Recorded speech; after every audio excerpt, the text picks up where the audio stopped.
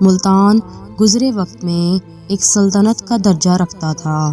Multan 1020 kilometre پر پھیلا ہوا ہے، جس کی آبادی 19,72,840 نفوس پر مشتمل ہے۔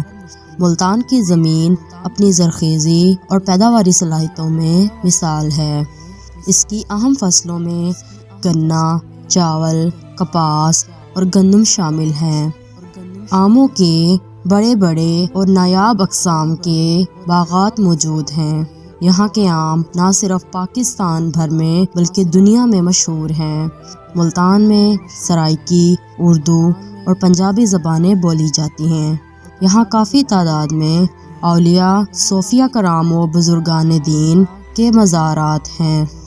مشہور مزارات میں حضرت شاہ شمس تبریز، حضرت بہاءالحسن، حضرت بہاءالدین زکریا ملتانی، حضرت شاہ رکن عالم، حضرت موسیٰ پاک شہید اور حضرت حافظ محمد جمال کے ساتھ ساتھ اور بھی بہت سے اولیاء، صوفیاء اور بزرگان دین کے مزارات یہاں موجود ہیں۔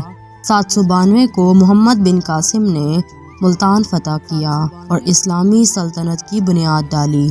تاریخ میں قلعہ ملتان کو خاصی اہمیت حاصل ہے۔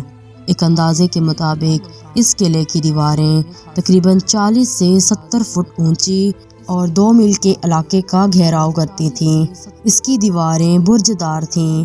اس کے ہر داخلی دروازے کے پہلو میں حفاظتی مینار تعمیر کیے گئے تھے۔ ملتانی سون حلوہ ملتان کی مشہور سوغات ہے۔